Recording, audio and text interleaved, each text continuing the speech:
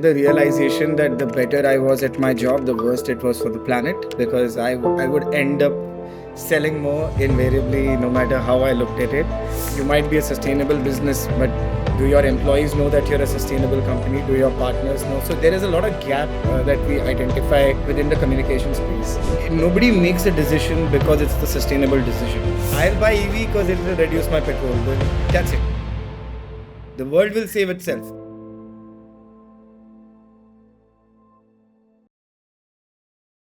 So, Arvind, what I understand is that you've worked across digital strategy, brand architecture, and now you're working in sustainability, right? With more than 21 years of experience. So, that's like a lot of years of work experience that you have. Can you walk us through your career journey and what led you to sustainability?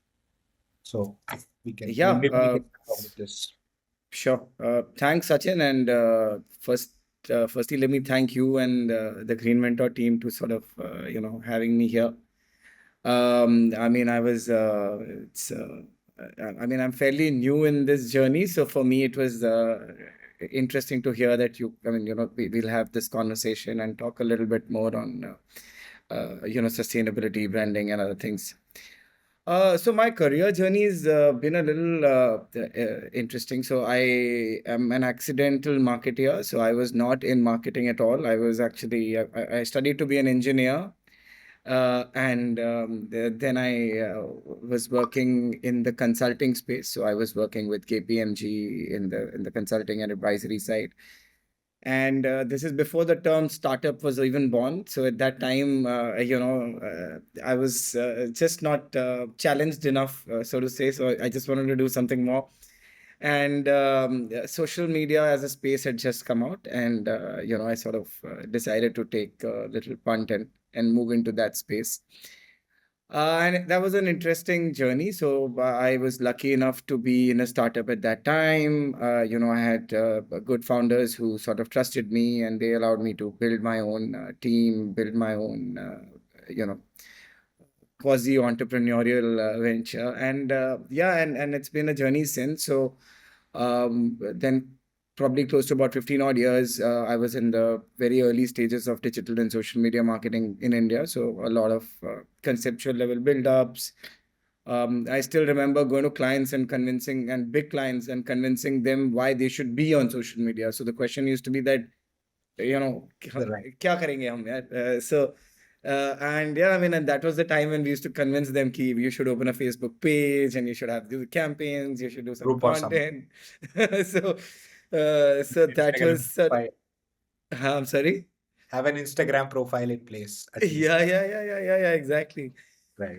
And yeah, and then, in my final role, I used to work with this network called WPP. And within WPP, I was working at MIRUM, where I was looking at their growth for both global and Indian markets, as well as, I'd started a small sustainability vertical. It was something that, me and my at that time CEO was we were very keen to do something in this space, and we said, let's start exploring, what sustainability and marketing really does.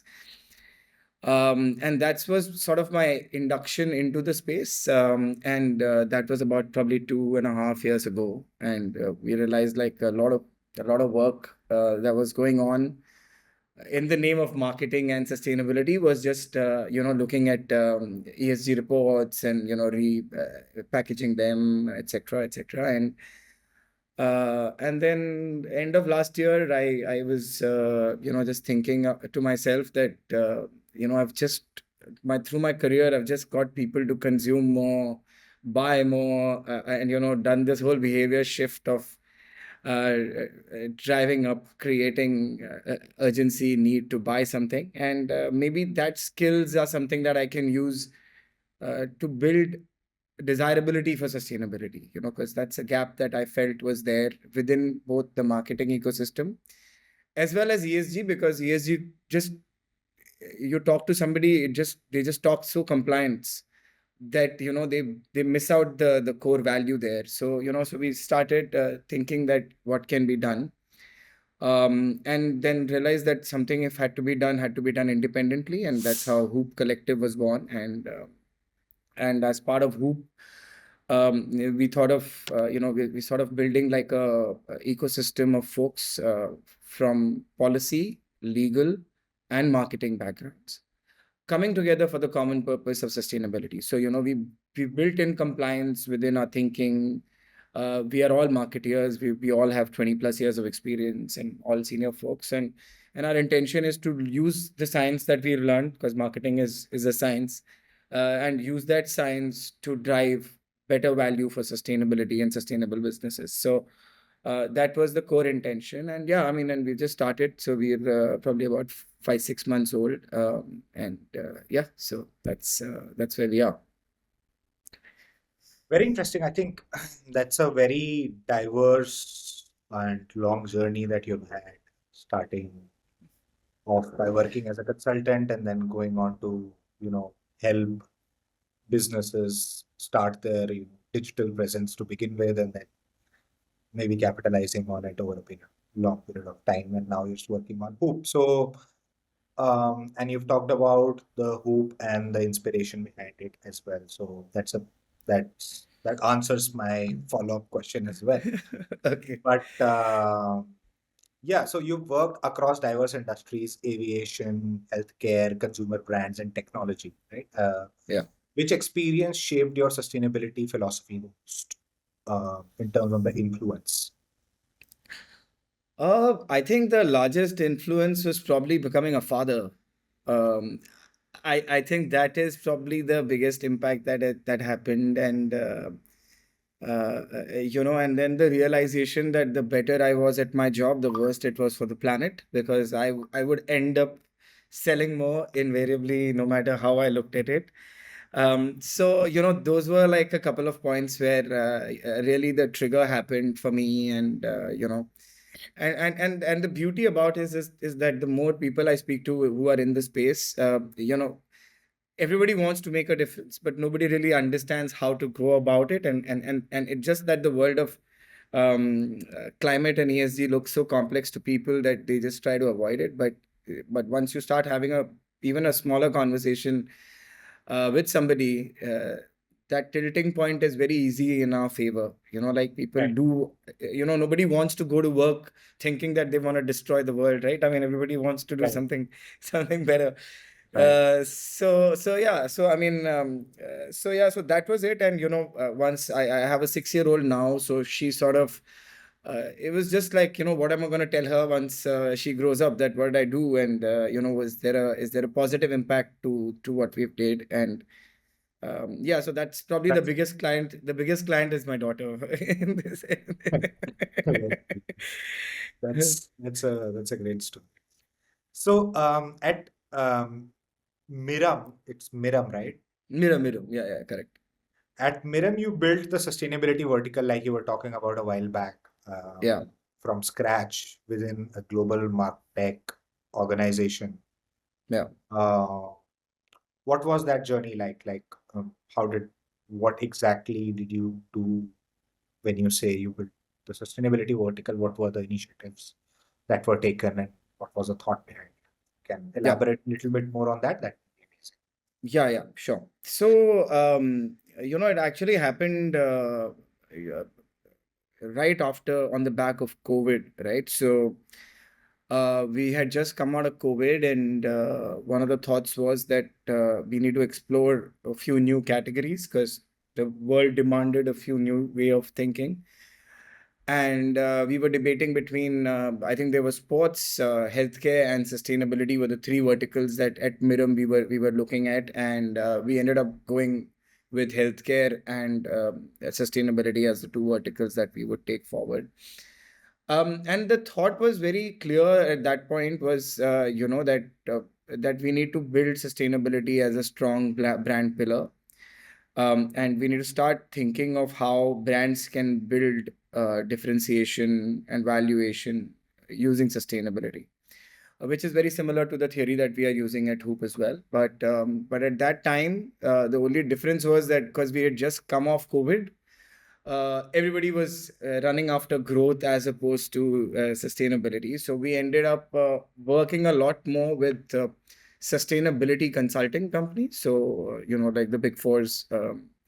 So we used to work with them on as a creative partner to help them uh, with their ESG reporting. And once those reports, etc., were getting built, what we used to do is go in and tell them some creative ideas around how one of the ESG initiatives that they might have done could be much larger from a brand lens as opposed to just a number on the report, right? So just beyond the BRSR, how do you take that story to a larger audience? And yeah.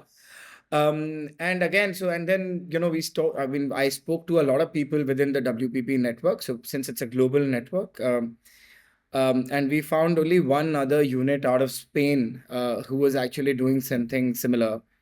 And then we started working closely with them as well. So we sort of built in some of the learnings from how they went to market, and Spain and Europe is far ahead in terms of how sustainability is looked at in general, right? So so their entire parameters are different. And yeah, and so that happened, and yeah, so those were the initial days, and so it was largely a report led as opposed to where we are today. I mean, we do a little different things a little differently today because we go in from a sustainability transformation space, right? So because it's not just a singular problem. The problem is that you might be a sustainable business, but do your employees know that you're a sustainable company? Do your partners know? So there is a lot of gap that we identify within the communication space. And one of the other things that we are also trying to do is help decarbonize marketing on its own, right? So there is a lot of marketing investment that goes in, and which goes in unmeasured, and there is a lot of spend, etc. So now we are bringing in tools that measure these elements and help reduce. Yeah. Yeah, we have a tool as well, Okay. uh, which does your scope 1, 2, 3 ESG tracking, reporting, etc. Oh, right. So Yeah, ours is built on the advertising funnel. So we basically analyze ad spend. So like say you're spending $1,000 on across the internet right now. Luckily for us on the digital space, it's all measurable. What is the carbon emission of one impression. So we have this fundamental model that we use from a company based out of the UK called the GoodNet. So we partnered with them in India, in the India market, and we actually give you what kind of carbon emissions are going per spend and better ways to improve it. So very clear, very clear. Yeah, yeah, yeah, interesting. yeah, Interesting. yeah. Maybe we can figure out a use case For to it sure. that. Yeah, for sure. You've handled deals and projects across Asia Pacific, LATAM, and the European Union. How do you see sustainability expectations differ across these geographies? Significantly. I think Asia Pacific has a very different agenda to India, for example. I mean, I'm just going to keep India at the context. So our agenda from sustainability is very different. Um, Europe's far ahead in terms of where they already operate in. A lot of businesses are built around the sustainability principles. A lot of trade happens around that. A lot of there is the whole B Corp movement. I'm sure you understand. Right, So that the whole B Corp piece is significantly strong, both in the European markets as well as in the Latin markets. right, But there are some similarities that at least we see between the LATAM market as well as the India market in terms of where they are trying to peg and where they're trying to bring in the funding from. Because all of this works from that whole climate finance funding aspect. And in EU, it's I mean, like I said, so there's a whole B Corp movement that sort of pushes it ahead. And yeah, in India as a market, I think we're just getting there. I think there is significant policy push, and there is a significant push from the associations and industry bodies, etc., to go in that direction. But I think currently the whole world is in a flux with this trade issue. So right. I think it's just moving at that pace. But yeah, I mean, I think largely APAC, I think we are probably one of the more prominent people who talk sustainability in the APAC space, if you were to say. And yeah, and even I think the deals are like that. So, when we used to work with the European teams, their challenges were not mainly around the communication aspect of sustainability. It would be, like, how do you help us transform a business challenge into a consumer-led sustainable idea, or something there? Because once the customer there, your consumers there are very well aware of sustainable behaviors, sustainable attitudes. They're all, but it's just that the businesses are not meeting them at that same juncture. Um, I have a question about Hoop Collective. Yeah. Yeah, so basically, um, like, what do you look like? How have you set up this entire organization? Is it a private limited entity? And if yes, then what kind of services? What are the revenue channels for you guys? How do you see it all coming together? Yeah. For example, you are positioning collective of various kinds of people who you need in order to help you drive sustainability in your organization. But how does it all work together as a business entity? Yeah. Just for my curiosity. Yeah, sure. So we sort of, some of the when we were starting the collective, one of the things that we wanted to do was be as honest and transparent as we can, because it's something that this category needs. I mean, and so far, whoever I've worked or whoever I've spoken to within this category, because there's a deeper purpose. You're just a little more genuine as a human being. No offense to anybody, but I mean, I'm just Less saying, aggressive, less try, collaborate. yeah, more Yeah, collaborative. Yeah. like, and everybody in the category is, they want to work together. They want to find the better option. They want to solve for it and all of that. So we thought that, that's the same way we will go about it. So we work on a very transparent model where we are, we have, we've got partners across. So we have all partners, and we would have a lead partner who would be the lead to the client, and that's the only sort of hierarchy that we have, that you have a lead partner and everybody else. So you would have your own lead partnership, and whatever money we bring in, we basically, it's purely on hourly basis, and we equally divide it basis the hours spent. So we've kept it really transparent. It's transparent to the client. It's transparent to internal stakeholders, because these numbers are discussed on a weekly basis, or whatever. Right. And yeah, and I mean, like you said, for us to bring it together, because it was, if I was just hiring people from, bringing people together from advertising, it was easy. But when you're bringing somebody from a policy background, somebody from a legal background, and that we're still figuring out the way to work together. So we have a framework It's a that we journey. implement. Yeah, so it's a journey. Uh, but it's interesting because, like, a lot of things that we think as marketeers, the policy person or the compliance person would come out and say that, this can't be done, that can't be done. So then, you have to figure out another way. So yeah. So, you handhold companies to meet their ESG goals, like what are the specific offerings? Yeah. So offerings. Yeah. So you had asked that also.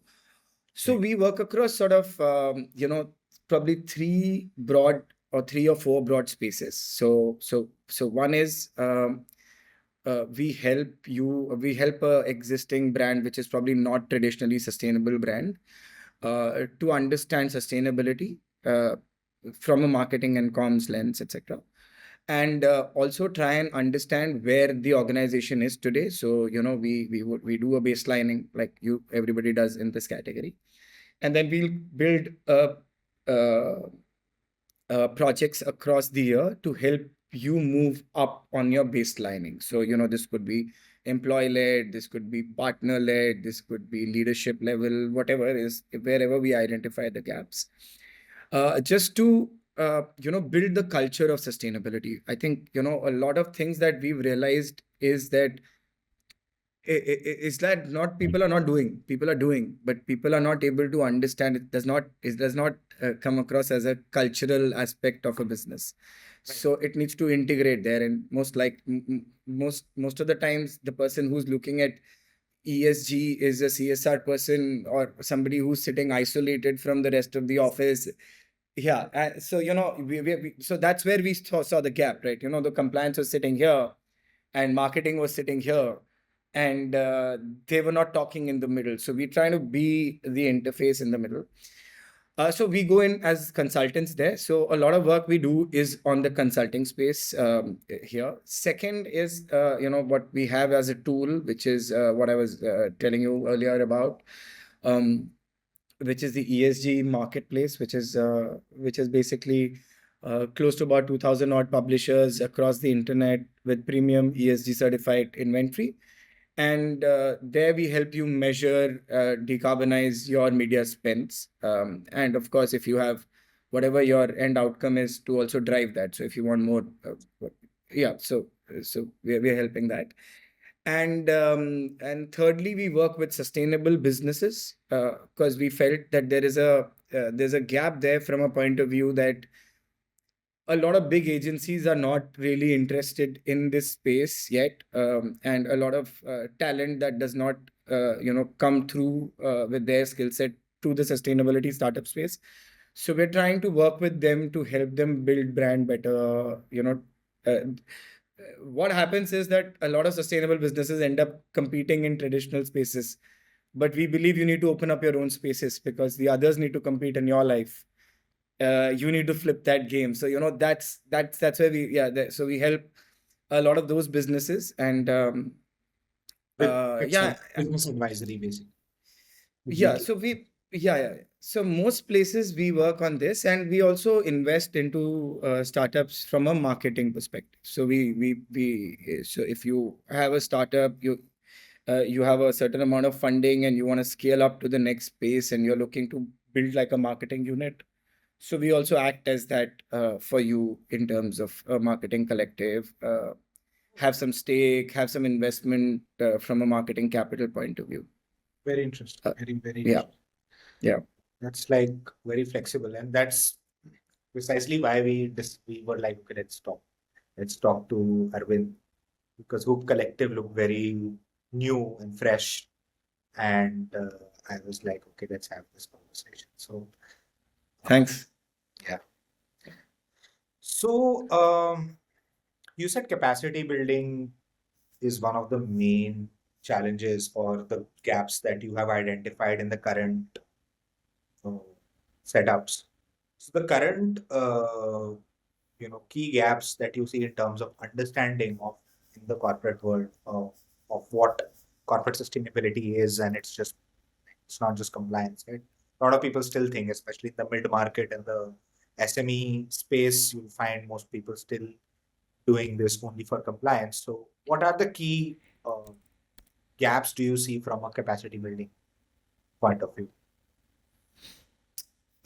See, I think so. India may the problem that comes through is that something that gets termed as compliance.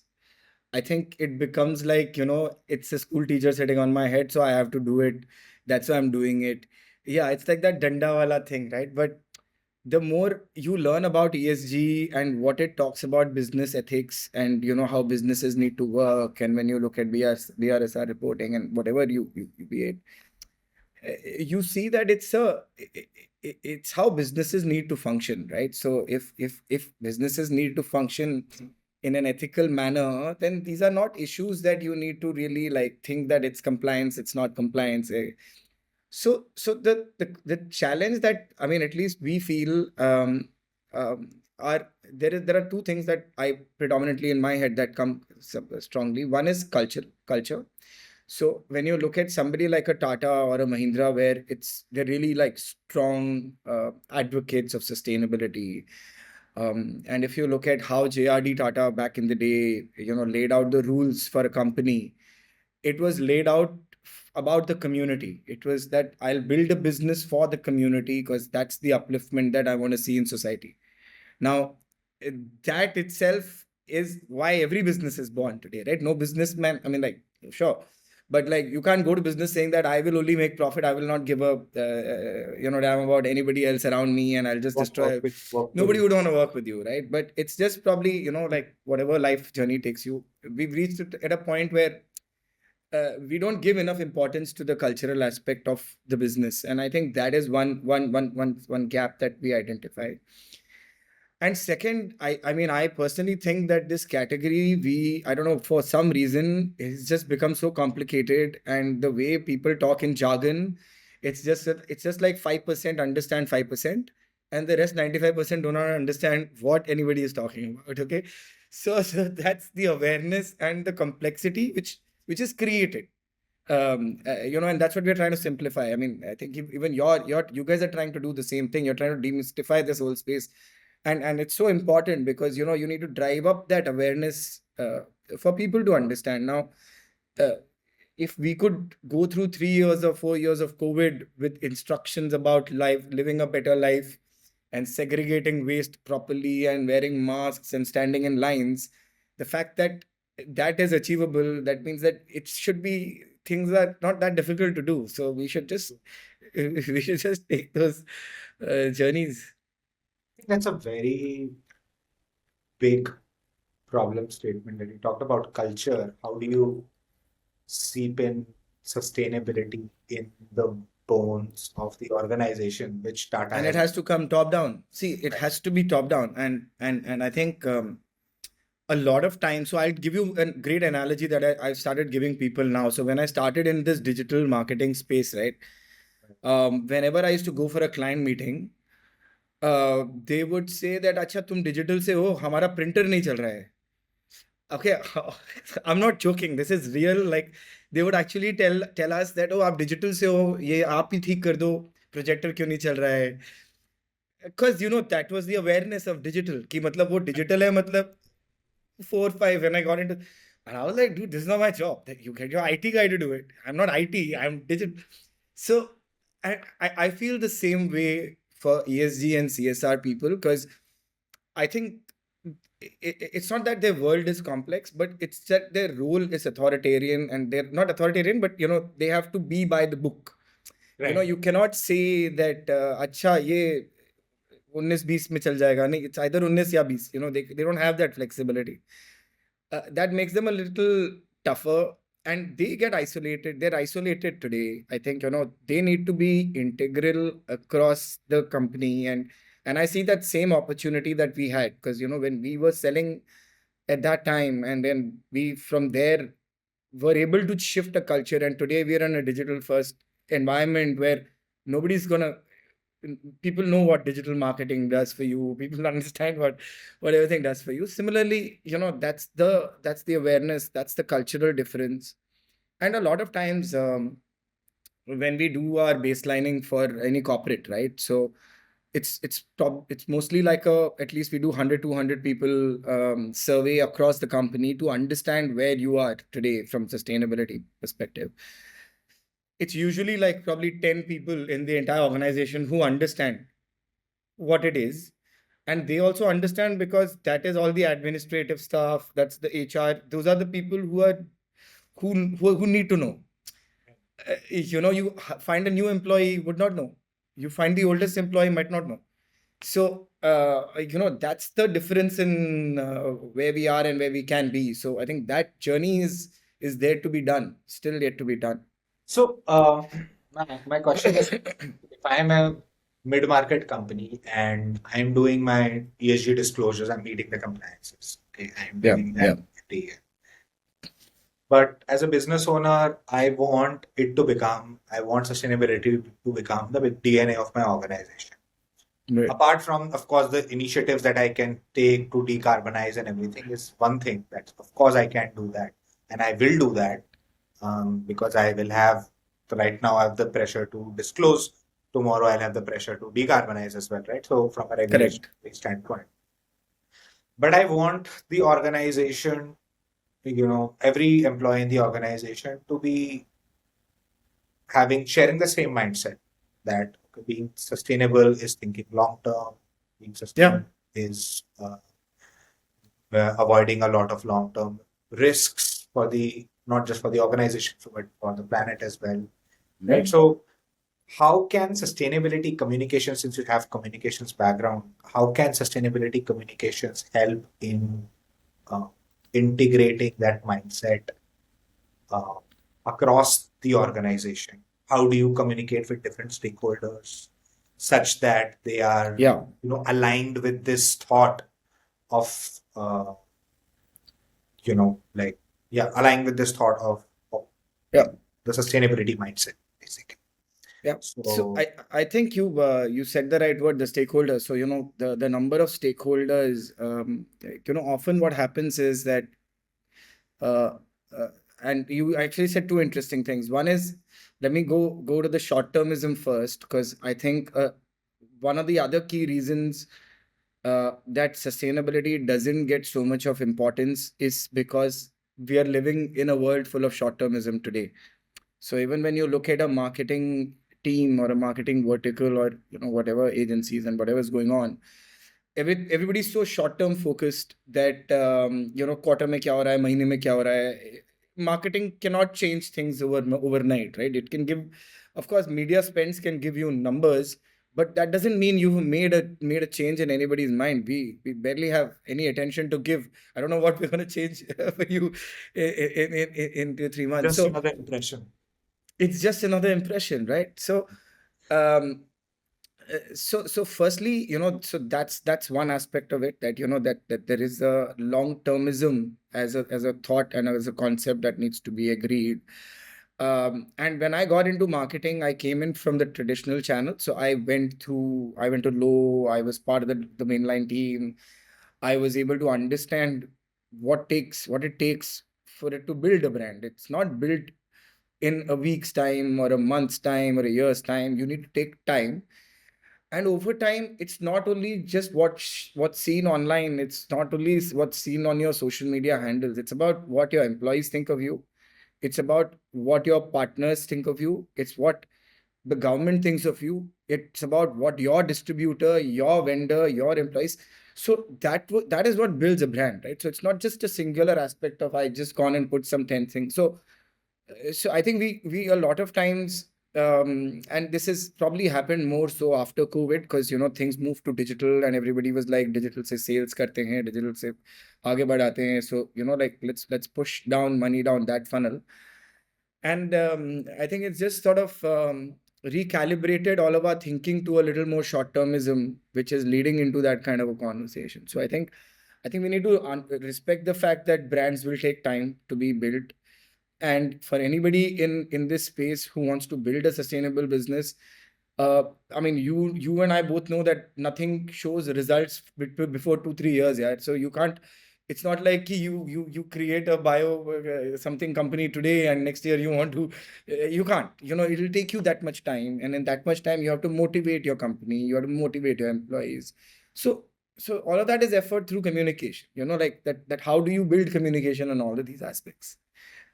Marwadis have this saying that if you don't sit on the galla for 900 days, before that, if you say that it's not working, then we've not done enough. So Oh, they really? 900 days, is it? 900 Yeah. days, that's roughly Yeah. 3 years. So Yeah, 3 years. you're absolutely right on that.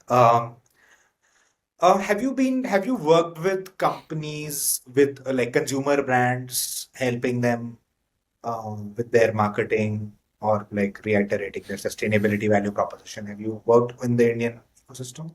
Not with consumer brands. A lot of work that we are currently doing. So we also do another space of work, which is on the thought leadership space, which I forgot to mention to you earlier. Because it's such a new space, so we are doing some work with folks at Terry around greenwashing.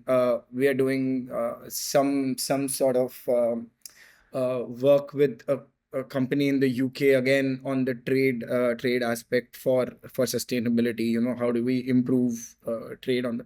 So a lot of work also goes in there, because it's the space is so new, and greenwashing for us as a point, both greenwashing and green hushing. It's somebody's either greenwashing or green hushing. So we are also trying to build some original thinking around that space to try and motivate people to go and talk. So So there is also that amount of thought leadership work that we do. Got it. Got it. Very interesting. So basically, working with leaders of organizations, helping them communicate So their right value. now we are just trying to educate. So we did this whole survey of marketeers across India. We did about 100 marketeers across agencies, brands, etc. And last year there were the CCPA guidelines that came out around greenwashing.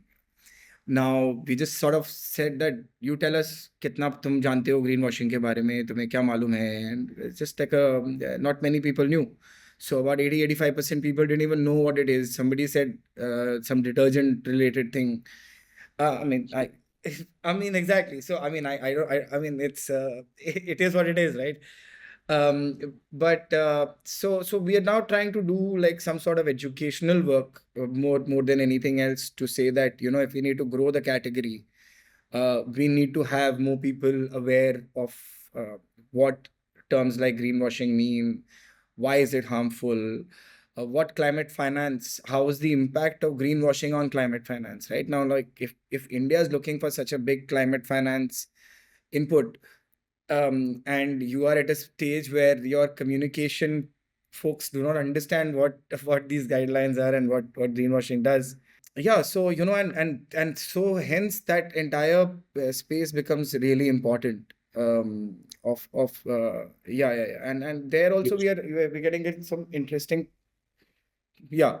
And it's an interesting space because not many people have done much around it, and so that allows us to do something, experiment, at least work.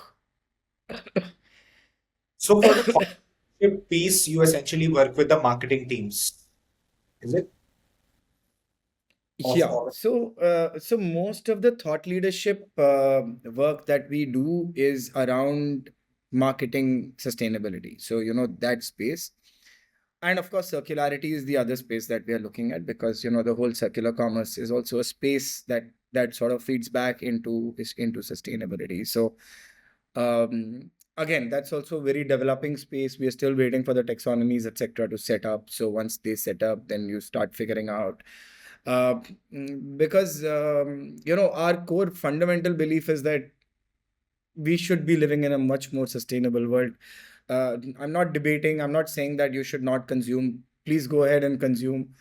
But this should also exist. It should have an equal weightage, it should have an equal importance, it should have equal value, because it is what we need as people who want to live a good life. I mean, like, it's just not like buying the latest phone. It's also having cleaner air, better house, better ventilation. I don't know, something Yeah, that and the that only you way like. to actually hold uh, you accountable for this, or like the only way to actually drive the needle in the direction of becoming a net zero world or avoiding a climate catastrophe or anything like that, has to start with companies being held responsible for it, not the consumers. That's what I feel. Because at the end of the Yeah, day, me as a consumer, if I need to drink a bottle of water and I am on the road and the only water bottle that I have is that 20 rupee Bisleri ka bottle, then I will go for that.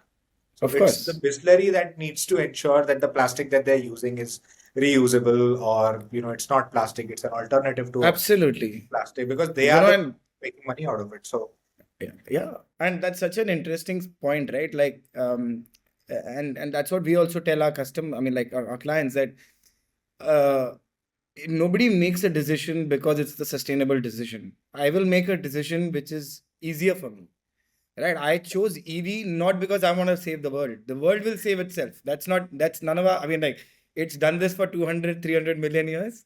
I'll buy EV because it will reduce my petrol bill. It correct. will improve my, that's it. So that's my sustainable. But I, and of course, my give back to myself is that, oh, I've taken a decision that's good for the planet, but I've not gone in with that decision making That's process. not the primary driver of why you made It's that not. decision. The decision is the It's simple not. math of EV versus petrol, Exactly. It's and simple. It's simple. it's as simple as that. So yeah, as a consumer, I feel that we've been made to feel guilty a little too much than we really deserve to feel guilty about, because at the end of the day, we operate we are deeply embedded in the world, which has, commerce in every aspect of it. And it's the companies that are providing those services and all, they need to be held accountable, because 80 to 90% of all emissions comes from businesses. So, Absolutely. and they're taking most of the profit. So, And the funny thing is, yeah, I was just going to say, and that's profit. And a lot of these are linked to the public market. So the public's actually funding money to pollute the world. I mean, if you just yeah, put that in that much context, you would not want to spend it, right? I mean, I'd say, why would right. I want to pollute my neighborhood? Like, Right.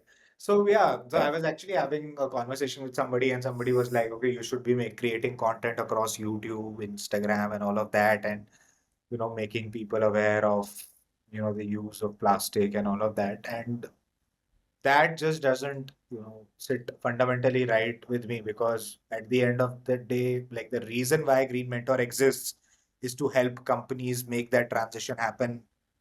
And the reason why we are focusing on companies is only by focusing on companies we can really move the needle in net zero, in that direction. Otherwise, it's nice to have somebody talk about sustainability and give you yeah, some yarn and tell yeah, yeah, yeah, you use that yeah, water yeah, yeah. bottle or whatever. Not a lot will happen. And I'm telling you this after, I've in 2021 I built a carbon footprint calculator for Oh, individuals, nice. wherein you Oh, could track wow. your Uber rides and get to know, okay, from that Uber ride that I took, what is the carbon footprint I would have done. You can track your Swiggy orders, all of that, right, in one app. But then, yeah, then I realized that, okay, the reason why I'm building the app is because really want to move the needle toward net zero, not just because I want to build a business around this. Of course, business is an outcome, or money that I'll make out of this is an outcome of it. But is it really going to help? And the answer was no. And that's when we decided to completely pivot to like focusing on businesses overnight, just because it was not moving the needle in that direction. So yeah, you not working with consumer companies and focusing on B2B, I think that also aligns with that thought Yeah. as well. And yeah, sorry, coming back to that point. So, like a lot of work we do end up, it goes into now, like, we have some folks in the solar EPC space. So we are getting spaces where it's um uh, where it's a little more settled, as well as spaces where there is literally no work done. So, like, biotech is the space where there's not much work done. And then there is like a cement company who's trying to build green cement. So things that are not yet there, and like, so that's the kind of space that we end up operating in a lot more than consumer products, etc. Also, one of the things that we really feel at Hoop is that this is the only opportunity where we have the opportunity to say no. So we don't want to say yes to a business, because they have a sustainability program, but probably deep down inside, they're not really a sustainable business. That might not be as true to our cause as we want to. So we're also taking those conscious Right. steps. Yeah, I think that is part of the reason why you are a collective and not a agency or consulting firm or something. Right. Yeah, yeah, yeah, yeah, yeah. We wanted to keep it like different. And when we were like the first folks who were writing our press release, they kept saying the हमें quote चाहिए वो सबसे quote मांगते हैं. And I said, listen, we are a collective, we'll give you a quote as a collective, because we don't want it has to be fair to everybody. Right. And then they kept asking that, no, you have to have. So I said, no, just keep it as a collective. What'll happen? I said, nothing will happen. It'll not. I said, if we want to change, we got to change every aspect of what we do. Otherwise, Right. um, Yeah. it doesn't make sense. Yeah. Yeah. Very interesting. Very interesting. So you made this shift from being a consultant working with KPMG to, correct me if I'm wrong, started off as a consultant, then started working as a marketing professional without having that a background in marketing, and now shifting completely to working in sustainability. This is like a third complete shift in career that you are doing. So, Yeah, and a lot of people in our community who are actually learning so many new things from us are people who are from a different background, but they've realized that their calling is sustainability. That is the biggest problem that a human can work on today. I personally feel that. And a yeah. lot of people are aligned with that as well. Um, what would you like to say to those people who do not have a background in sustainability, want to make this transition into sustainability, and have like are having sleepless nights about the uncertainties that might come along with it because you're making a complete switch? What would you like to Yeah. say to those? So, I mean, it's purposeful. I just say that to start with, I have very peaceful nights, thinking that whatever at least I'm trying to do is from the goodness of the heart. It's for the goodness of a larger philosophy and a larger perspective. And um, I personally don't think I think sustainability is really misunderstood, because we've just made it look like an activist run space, whereas it's not really. And like you said, for me also, I believe that if we have so much time and money and resources available, we should first solve the problem of the planet, and then we can keep consuming as much as we want after that. If everything is, I mean, it should be that easy to do. And for that we will need people. And I think sustainability needs people. It needs more people to be part of this conversation, more people to talk about it to more people, and that's the only way the shift will happen. In fact, even I mean, I'm working, while I'm working with Terry as well, I'm also doing a course from Terry just to get into the understanding of, because without that, I mean, I felt like I was a fake, right? I mean, why is some random person deciding to talk about marketing, suddenly talking about sustainability? But the more you learn about the space, it's fundamentally logic driven. It's just how you do things better, how you do things well planned, how you don't look at today, you look at a much larger outlook. And Right, and you can really make a difference. I mean, you literally can make a difference. You can literally make a world a better place, and sleep right. well at night. What I understand is that you're saying that basically your heart needs to be at the right place to begin with. If you are doing it for the right reason, then for all you need to do is break down the jargons or like demystify the jargons. A lot of those Yeah, jargons are like if you really Google them, you'll be surprised to know that okay, you probably would have already thought about it. You may not have already known the jargon as it yeah, is. So yeah, so you're saying that have your heart at the right place, you'll be having a great night's sleep, that is for sure, after making the switch, and then keep learning as you move along, yeah, right? Oh, yeah, right, yeah. right, And see, for us, I mean, I think we are now living in a world full of knowledge. It's up to us how to utilize that knowledge for whatever we need to. And and then you have platforms available today to learn it better, you to do the deep dive. And you right, will only know what you like once you explore something. And we all need more hobbies, right? So right, right, right. Very interesting, very interesting. I have one question and then maybe one question to wrap it up. One question is around, first question is around the Atal Innovation Mission. You are advisor to the Atal Innovation Mission. If you can talk briefly about what is Atal Innovation Mission and then how was your engagement with them? Were you advising them? yeah, so this was, I mean, I've been associated with them for I think a while now. So again, I think this was just before COVID had started. So there was these whole things called the Atal Tinkering Labs that back then the government had started, which was basically to drive up innovation in the local schools. So, we were donating time to actually spend time with school kids in these schools, and taking them through science, technology, that STEM methodology. So it was just, I was just giving time. It was really interesting because we were brainstorming with kids on ideas around solar, and how can what all can you do with solar power, and so a lot of interesting stuff. And then COVID happened, so we sort of pivoted online for about three and a half years. I was not too involved in that back then, and now again I've just started. So now they're starting the round two of similar exercise.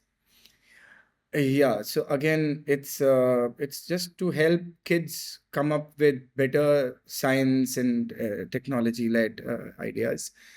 I also I'm also a mentor with ILSS, which is Indian Leaders for Social Sector, where also I help mentor one startup every year, which is in the social sector from a technology and digital perspective. So it's basically again, I donate time there to say that, if you were to take my time, what can I help you, and things like that. So Very clear.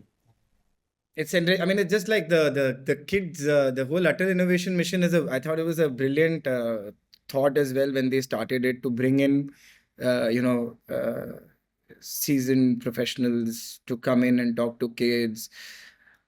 Yeah, and Yeah, and a yeah, lot, especially in the rural areas, which is more than 80% of India, uh, having access to professionals. Like a lot of people have not seen professionals around them because professionals are pretty much, in the metro phenomena. yeah, it's a very metro phenomenon. Yeah. Even I think Goa maybe honge. Of course, you might have some sort of professional, but I'm not sure what kind of companies are operating out of Goa, apart from a few startups. I know a few Yeah. startups that do I mean, design. there is a lot of chemicals, petrochemical, there's a lot of mining, Okay. because so there's shipping, logistics. So there's lot of that is there. Yes. But I mean, that whole the world of what we say professional is built in corporates and those In- beyond that, like you said, when we also go for an impact project, देखने के लिए जाते हैं तो उधर तो मतलब there is no professional. There is yeah, things are being done professionally, but it's not it's the very different world altogether. It's a very world altogether. Right. I think on that note, we can wrap up today's podcast. It was lovely talking to you, Arvind. I had a great, insightful conversation with you. I think you're the only collective that I know that is operating in the sustainability space. I think there is this thing called Climate Collective as well. You might I know of them. I know of them, but I think they do more funding related. I right, think we are a right. little different. Yeah, Setup so is a they are little not a different. collective in the real sense, Yeah. but Hoop Collective is that setup, and I'm glad to have gotten a chance to talk to you. Thank you so much again for your time. It was wonderful talking to you. I hope you had a good time and fun talking to me as well. And Yeah, Sachin, I mean, it was great. Yeah, I mean, thank you so much for having me. yeah, And yeah, I mean, anything at all. I mean, and good to be connected. And I think we'll next time I'm in Bombay, definitely try and catch up. sure, sure, sure, sure.